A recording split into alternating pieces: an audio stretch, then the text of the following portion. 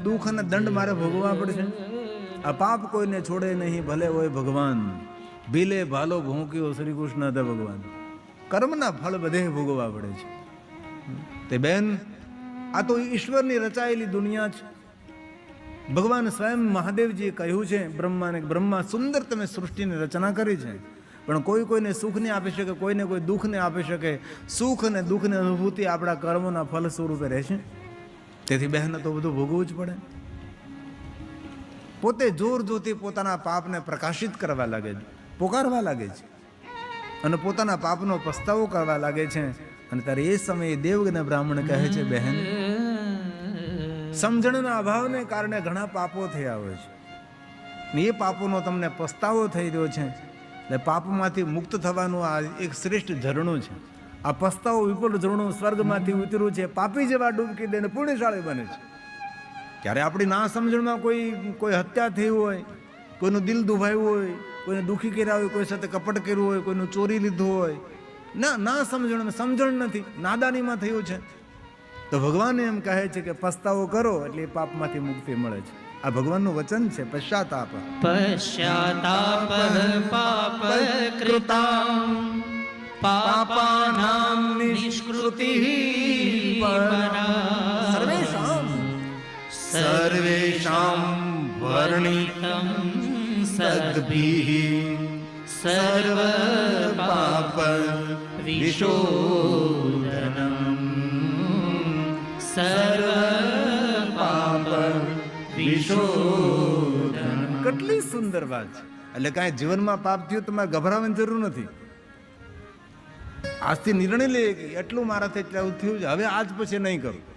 ભગવાનનું પ્રતિજ્ઞા લઉં છું કે જે મારાથી કુકર્મો થયા છે આજથી હું નહીં કરું, અને ભગવાન મને ક્ષમા કરજે. ભગવાનની ઉદારતા કેવડી છે ખબર? નદી જેવડીની, સાગર જેવડીની, આકાશ જેવડી ઉદારતા ભગવાનની હોય છે, જેનો કોઈ અંત નથી. એટલી ઉદારતા ભગવાનની હોય છે. એક ભૂલ નહીં, હજારો અગણિત ભૂલો કરી હોય, પણ ભગવાનને આગળ જ્યારે ક્ષમા માગો છો ત્યારે બધી જ ભૂલો ભગવાન આપણી ભૂલી જાય છે. એવા ભગવાન છે. ભગવાન કે સંકુચિત દ્રષ્ટિવાળા ન હોય કે આપણે જેમ યાદ રાખે. આપણું તો કોઈ અપમાન કર્યું હોય તો આપણે તો વર્ષો સુધી યાદ રાખીએ છીએ. કે આ માણસે અમારું અપમાન કર્યું તો દીકરો ઝપટમાં આવે એટલી વાર છે, એકવાર એ જ રીતે અમારું અપમાન કરવું છે, ભૂલતા જ નથી. આપણે ઘરમાંથી ફ્રીજમાં કે વસ્તુ લેવા જઈએ તો ફ્રીજ પાસે જાય તો ભૂલી જાય, એટલે હું લેવા આવ્યો હતો. ઘરમાંથી ફ્રીજ પાસે પૂગો ત્યાં તમે શું લેવા આવ્યો વસ્તુ ભૂલી જાઓ છો, પણ પેલું 10 વર્ષનું ખૂબ યાદ રાખો છો. જે ભૂલવાનું છે એ ભૂલતા નથી, જે નથી ભૂલવાનું. કેવી જિંદગી, વિચિત્ર જિંદગી છે. તેથી આ કથા સાંભળો છો, કોઈની સાથે બદલો લેવાનો ભાવ હોય આજથી ભૂલી જાઓ. કોઈ તમારું ખરાબ કર્યું હોય ભૂલી જાઓ, અને ભગવાનને પ્રાર્થના કરો, પ્રભુ સૌને સારા વિચારો આપજે અને સૌને પ્રેરણા આપજે કે સૌ સારા કાર્યો કરે. અમારા ગામમાં ફૂલોનો બાગ બને અને ફૂલો ખીલે અને સુગંધ ફેલાય એવું અમારું ગામ બને, એવો અમારો વિસ્તાર રળિયામણો બને, એવી ભાવ પ્રગટ કરીએ આપણે. દેવજ્ઞ બ્રાહ્મણે કહ્યું કે બહેનજી, તમારા પાપોમાંથી તમે મુક્ત થયા છે. હું તમને સુંદર માર્ગદર્શન કરું છું. થોડી રહેલી જિંદગી છે, એમાં તમે ઘણું કરી શકો છો. શેષ જીવનમાં વિશેષ માણસ કરી શકે છે. નિવૃત્તિમાં કઈ પ્રવૃત્તિ કરવી, ડોહા થઈ જાય કે બેહી ન જવાય, ગામમાં કઈ કામ કરાય. ત્યાંની તો ગામમાં આટો મારીએ, પ્લાસ્ટિક કોઈ જગ્યાએ વેરાયેલું તો ભેગું કરી લઈ, ગામમાં કચરો વીણીએ, સારા કામ કરીએ, સારી શેષ જીવનમાં વિશેષ મનુષ્ય કરી શકે જો કરવાની તમન્ના હોય તો. અને દેવજ્ઞ બ્રાહ્મણ વયોવૃદ્ધ ચંચુલાજીને સુંદર માર્ગદર્શન કરે છે, બહેન, જે થયું તે થયું, બધું ભૂલી જાઓ, હવે તમે નવી દુનિયા શરૂ કરો. અને સુંદર માર્ગદર્શન કરે છે, બહેન, પ્રાતકાલે ઊભા થજો, થોડાક વહેલા ઊભા થજો, સ્નાન કરજો, પવિત્ર વસ્ત્રને ધારણ કરજો, ભાલમાં ભસ્મની બિંદી કરજો, ત્રિપુંડ કરજો, રુદ્રાક્ષને ધારણ કરજો અને પંચાક્ષર મંત્રનો જાપ કરજો. જીવનમાં જે થયું બધું ભૂલી જજો અને મહાદેવના જે ભક્તો હોય તેનો સંગ કરજો, સારા માણસોના સંગમાં રહેજો અને જ્યાં જ્યાં ભગવાનની કથા થતી હોય ત્યાં સેવા પણ કરજો અને કથાને સત્સંગ સાંભળજો. થોડું જીવન રહ્યું છે તેથી ખૂબ ભગવાનની ભક્તિ કરજો આવું સુંદર માર્ગદર્શન આ દેવજ્ઞ બ્રાહ્મણે ચંચુલાજીને આપ્યું છે. અને ચંચુલાજી ભગવાન મહાદેવની કથાનું શ્રવણ કરતા કહ્યું, દૃષ્ટવા કાલે બવૃદ્ધાન, એની દ્રષ્ટિ બદલી, જીવન બદલ્યું, શિવાનુગ્રહ વ્રતો. ભગવાનની કથા સાંભળતા તેની માનસિકતા બદલી, તેનો વ્યવહાર બદલ્યો, તેનું જીવન બદલ્યું છે કથા સાંભળવા માત્રથી. અને ભગવાન બોલ્યા છે, દૃષ્ટ્વા કાલે પ્રબુદ્ધાસી શિવાનુગ્રહતો મહાદેવના અનુગ્રહ ઇમામ શિવ પુરાણસ્ય શ્રુત્વા વૈરાગ્ય કથા શ્રુત્વા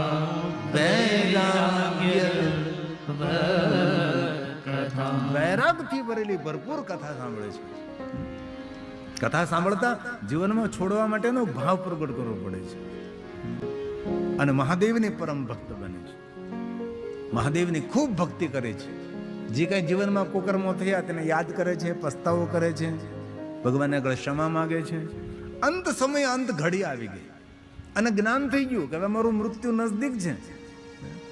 અને દરેક માણસને પોતાના મૃત્યુનું જ્ઞાન હોવું જોઈએ. મરવાના છે એ પાકી વાત છે, અને ક્યારે ને કઈ જગ્યાએ ને કેવી રીતે કોઈને ખબર નથી. ભગવાન એકનાથ, સંત એકનાથ, એમનો શિષ્ય સેવા કરે. એક દિવસ ફરિયાદ કરી, ગુરુદેવ બહુ નબળા વિચારો આવે છે, બહુ ખરાબ વિચારો આવે છે. એકનાથે સાંભળ્યો કે ખરાબ વિચારો આવે છે, તારા હાથ જોવા દેતો. ગુરુદેવના હાથ બતાવ્યા. ગુરુદેવે કહ્યું કે 20 દિવસ પછી તારું મૃત્યુ છે. પહેલાની આંખ ફાટી ગઈ કે 20 દિવસ પછી મૃત્યુ, 20 દિવસ પછી બસ ખેલ પૂરો. તો કે હા, ખેલ પૂરો. જયારે જે કાંઈ કરવું હોય તો કરવી કરી લાગે. 20 દિવસ પછી તારું મૃત્યુ પાકો છે. એટલે પહેલા તો અંદરથી આમ ભયભીત થઈ ગયો, કારણ કે મૃત્યુને કોને ભય ન લાગે. એટલે જલ્દી પોતાના ઘરે ગયો, કહ્યું કે ઘરના સભ્યો હવે મારું પૂરું હોય કે ખાટલો ઢાળો હોય કે હવે હું સુઈ જાઉં છું કે 20 દી પછી મારું મૃત્યુ છે. અને એટલો માણસ ભયભીત ને એટલો ધ્રુજે, એટલો ધ્રુજે, એટલો ધ્રુજે. ઘરના લોકો કે એવું કેમ? તો કે ગુરુદેવે કહ્યું 20 દિવસ પછી મારું મૃત્યુ છે. હવે હું હાલી નહીં શકું, બોલી નહીં શકું, હવે બસ મૃત્યુ, ખાટલા હોઈ ગયો. 20 દિવસ પૂરા છે અને ગુરુદેવ આવ્યા. એટલે શું છે?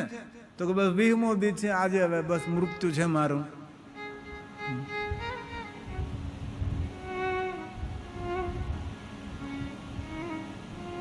ગુરુદેવ કહે, મેં તારા માટે એક વિશેષ સાધના કરી છે. હવે તારું 20 દિવસે મૃત્યુ નથી થવાનું, 20 વર્ષે મૃત્યુ નથી થવાનું, 100 વર્ષ જીવવાનું છે. ત્યાં તો સ્પ્રિંગ ઉલ્લે આમ ઉલ્યો ખાટલામાંથી, ઠેકડો મારીને ઉતરો બહાર. હે ગુરુદેવ, સાચી વાત? તો કે સાચી વાત, તારું મૃત્યુ થવાનું જ નથી, હવે તું લાંબુ જીવવાનો છે. એકનાથે પૂછ્યું કે મને એ તું કે 20 દિવસમાં તને ખરાબ વિચાર કેટલા આવે? તો કે એકેય નહીં. તેથી જે મૃત્યુને યાદ રાખે ને છે, નબળું કામ તો ન કરી શકે, નબળો વિચાર પણ ન કરે. તેથી મૃત્યુને યાદ રાખો. આ સાધુ પુરુષો, મહાપુરુષો પોતાના મૃત્યુનું સ્મરણ કરે છે. અને ક્યારે, ક્યાં સમયે, કઈ જગ્યાએ, કઈ રીતે મૃત્યુ આવે તેનું કઈ નક્કી ખરું?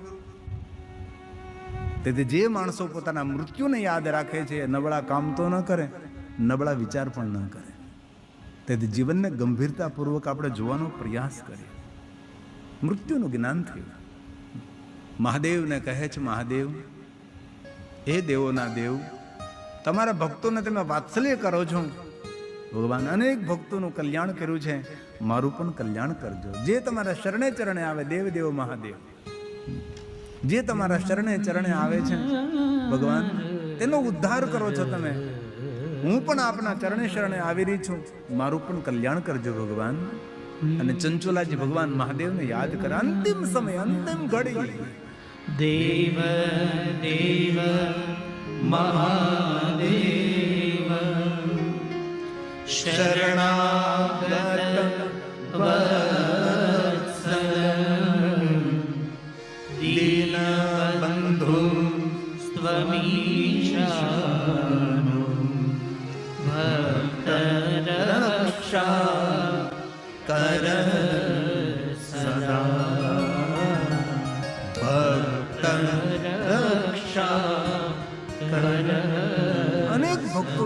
મીરા કહે છે ભગવાન મારી પણ રક્ષા કરજો. કેવી ભગવાનને પ્રાર્થના કરે છે. અંત સમય ક્યારે પ્રાર્થના કરવાની તેને સૂઝ આવી? કથા સાંભળી ત્યારે ને, સત્સંગ કર્યો ત્યારે ને. તેથી બહુ હૃદયથી આપ સૌને પ્રાર્થના કરું છું, તમારા છોકરાઓ ઓફિસર બને, પ્રોફેસર બને, ક્લાસ 1 ઓફિસર બને એવી કામના રાખું છું. પણ આપ સૌને મારી વિનંતી, તમારા છોકરાઓને સુખી જોવા હોય તો આપણા બાળકો ઓફિસર બને, પ્રોફેસર બને, ક્લાસ 1 ઓફિસર બને, પણ એ પહેલાં આપણા બાળકો સત્સંગી બને એનું ખૂબ ધ્યાન આપજો. જે માણસો સત્સંગી છે તેના જીવનમાં ન હતાશા, ન નિરાશા, ન ઉદાસીનતા, ન કોઈ ડિપ્રેશન. તેથી આપ કરી શકો છો. જેના બાળકો સત્સંગી હોય, એના બાળકો સંસ્કારી હોય છે. કાંતિભાઈ સાહેબ જવું છે મેં? ભલે ભલે, ખૂબ ખૂબ હૃદયથી આશીર્વાદ. અશ્વિનભાઈ, ભગવાન મહાદેવ ખૂબ તમારું સારું કરે, શિવને પ્રાર્થના.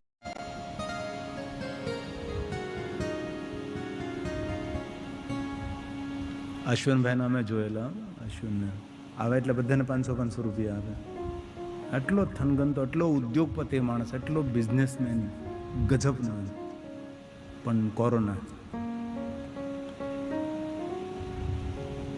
આજે એમને જોયું તો કનુભાઈ જોયેલો છે ને, ઘનશ્યામ ત્યાં સાગર ત્યાં પણ આ જ અશ્વિન અમારો. એની ભગવાન એમની રક્ષા કરે. ખૂબ તાલીઓ વડે મારા અશ્વિનને આશીર્વાદ આપો. ભગવાન સારું કરે, મહાદેવ સારું કરે.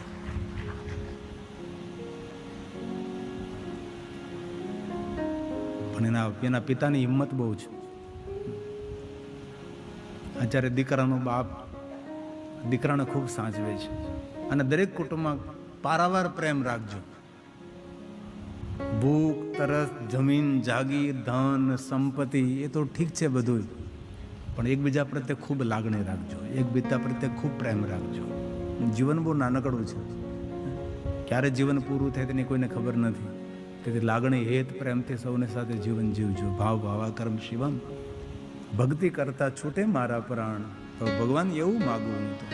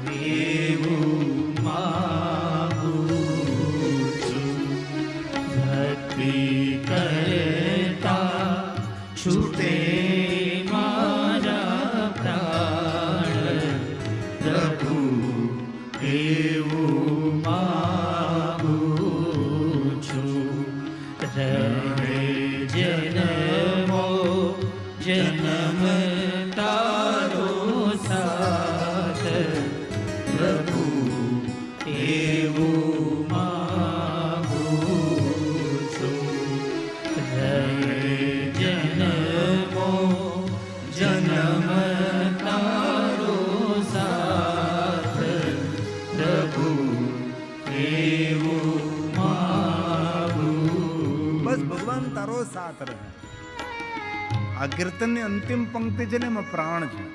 બધી પંક્તિઓ સરસ છે, પણ અંતિમ પંક્તિમાં તો આ કવિ મેદાનમાં રહ્યો છે. કેટલી સુંદર ત્યાંની ધારણા છે, કેટલી સુંદર કલ્પના છે. છેલ્લી પંક્તિ, સગા સંબંધીને સદા સુખમાં રાખો. કેટલી ઉદારતા. મને સુખી રાખે એમ નહીં, મારા સગા સંબંધી, કુટુંબ, પરિવાર, ભાઈ ભાંડુને હવને ભગવાન તો સુખી રાખજે. અને આવા ઘણા વડીલો મેં જોયા છે, હૃદયને સ્પર્શ કરી જાય એવા વડીલો. હવના સુખની કામના કરતા હોય, હવના શુભની કામના. અને એક વસ્તુ યાદ રાખવી, બીજાના સુખનો ભાવ કરીને તો આપણને ભગવાન પહેલા સુખ આપે. કર ભલા તો હોગા ભલા. સર્વે ભવંતુ, સૌને સુખ મળે, સૌને આરોગ્ય મળે.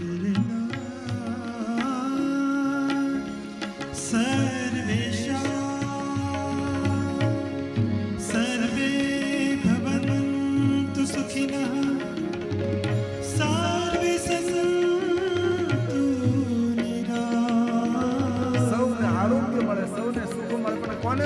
બીજા માટે આરોગ્યની કામના કરે, બીજા માટે સુખની કામના કરે, જેનો ભદ્ર ભાવ હોય, ભદ્ર દ્રષ્ટિ હોય, એમને બધું મળે. સર્વે ભદ્રાણિ પશ્યન્તુ સારો ભાવ, સારી વિચારધારા, બીજાના સુખનો ભાવ, મા કશ્ચિત સૌ સુખી થાય, સૌ સુખી થાય.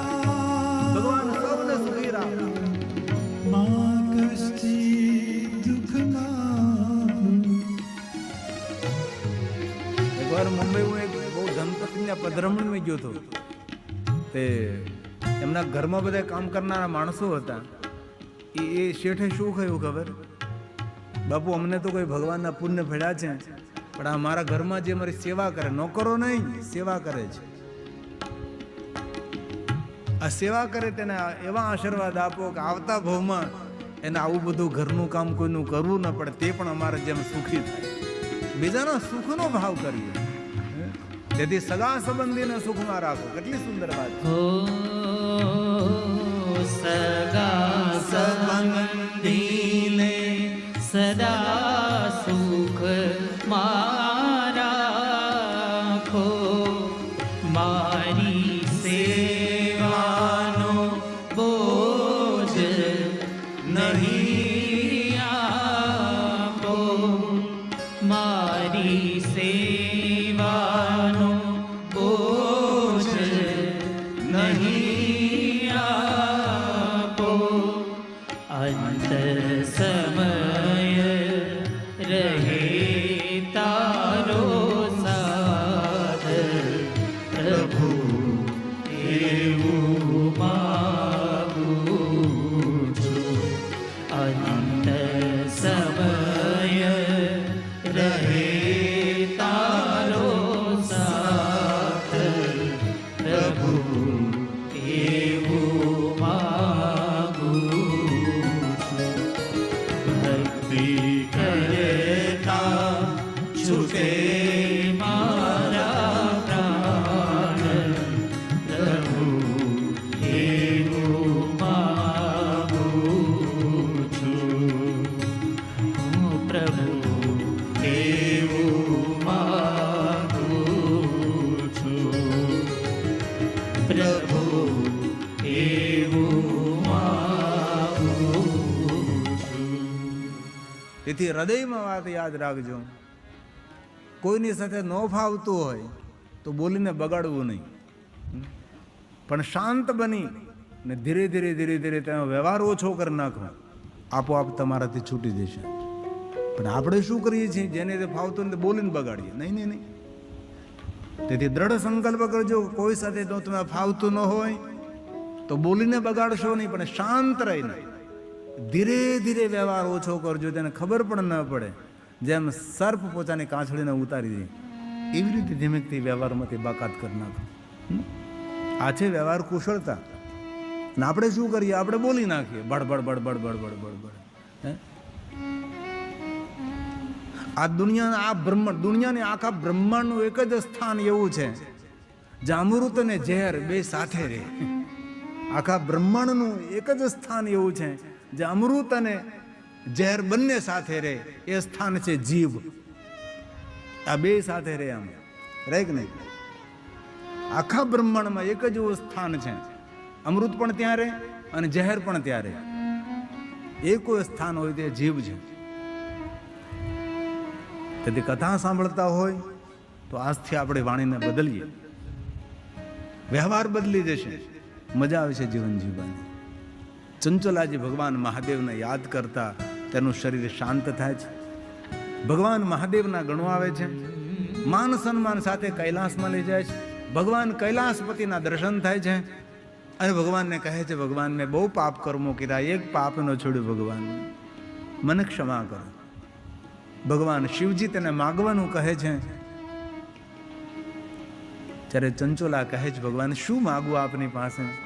પણ આપ મારી ભક્તિ જો પ્રસન્ન હો તો ભગવાન આપની ગણ બનું અને કૈલાસમાં નિવાસ કરું અને રોજ આપની સેવા કરું.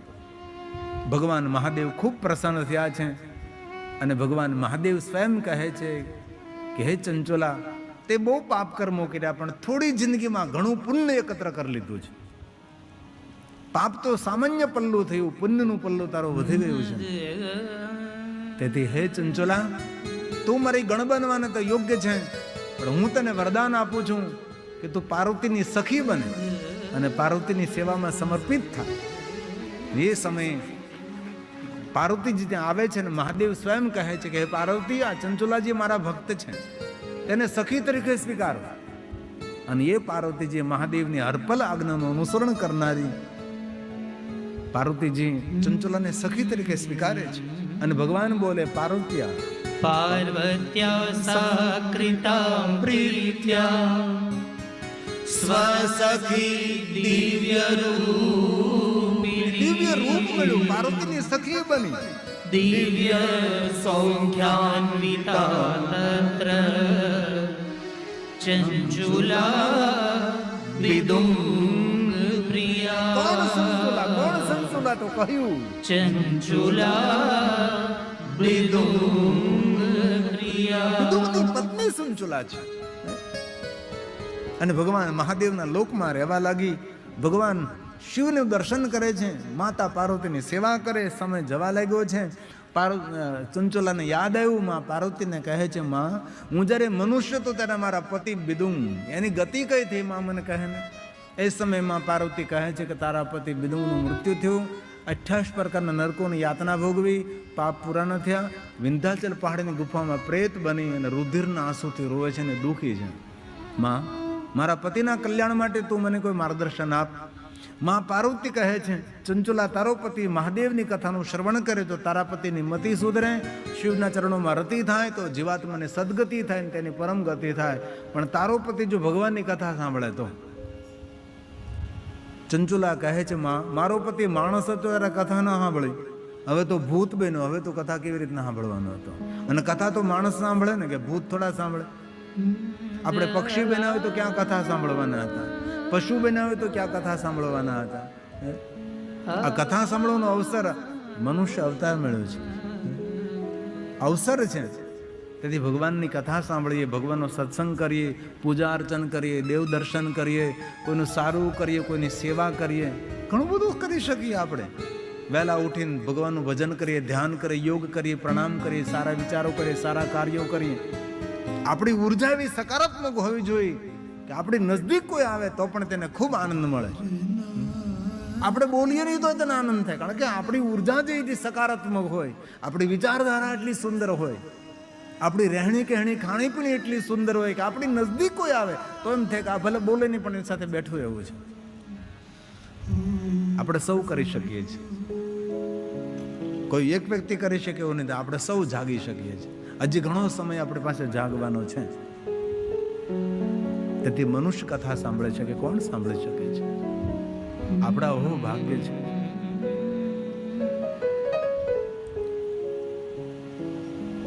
અને માં પાર્વતી તુંબુરુ ગાંધર્વને બોલાવે છે અને કહે છે કે જાઓ બિદુંગને કથા સંભળાવો. અને જ્યાં બિદુંગ ભૂત બનીને ગુફામાં નિવાસ કરતો હતો ત્યાં તુંબુરુજી જાય છે અને ભગવાનની કથાનું ગાયન કરે છે.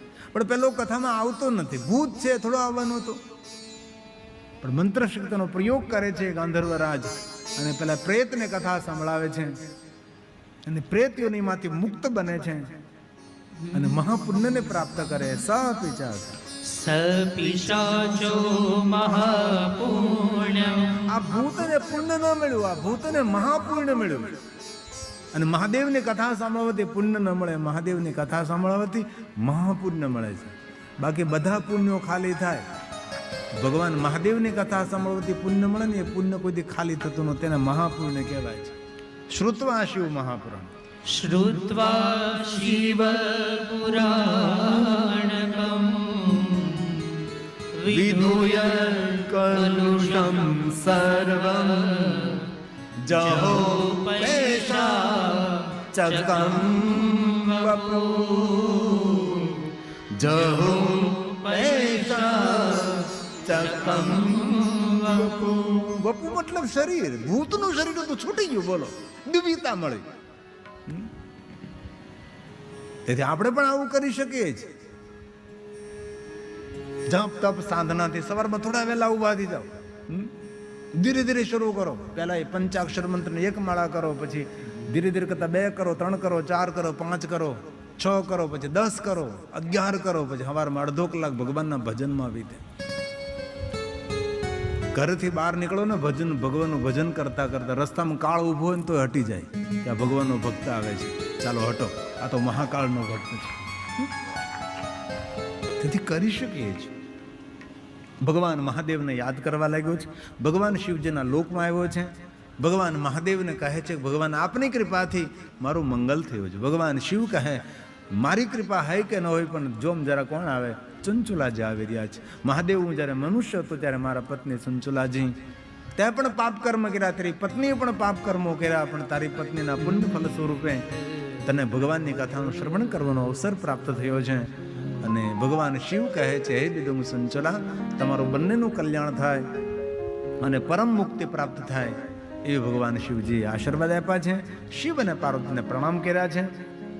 સુત પુરાણે કહે છે હે મહાત્માઓ, આ શિવ મહાપણા ગ્રંથની બીજી મહાત્મ્ય કથા પૂર્ણ કરું છું, અને જે કોઈ આ મહાત્મા કથા સાંભળે છે તેને પૂર્ણ શિવ મહાપણા સાંભળવાનું ફળ મળે.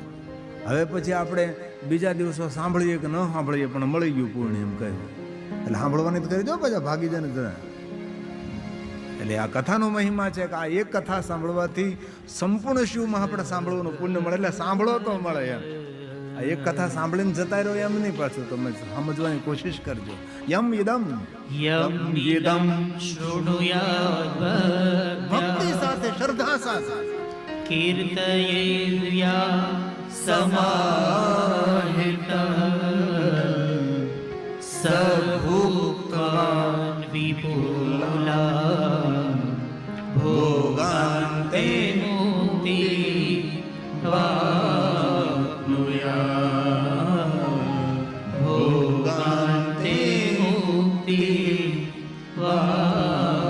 સંસારના દરેક ભોગ ભોગવી અંતે જીવાત્મા મુક્ત બનશે, સંસારના સુખ મળશે જે આ કથા સાંભળશે. તેથી આ મહાત્મય કથાઓ જે સાંભળે છે તેને શિવ મહાપણા સાંભળવાનું ફળ પ્રાપ્ત થાય. આવો મહિમા કહેતા હવે શિવ મહાપણા કથાનો પ્રારંભ કરું છું. હું 3 દિવસ સુધી આવું બોલીશ. હવે હું કથાનો પ્રારંભ કરું. ઘણી વાર ઘણા માણસોને ધીરજ ખૂટે ને તો કહેવા આવે તમે ક્યારે કથાનો પ્રારંભ કરવાનો છો? મેં કીધું 9મા દિવસે. ધીરે ધીરે ધીરે કથાના દ્વાર ખોલે, ધીરે ધીરે કથાના કપાટ ખોલે, ધીરે ધીરે કથામાં પ્રવેશ થાય. મેરે ભોલે કે સહારે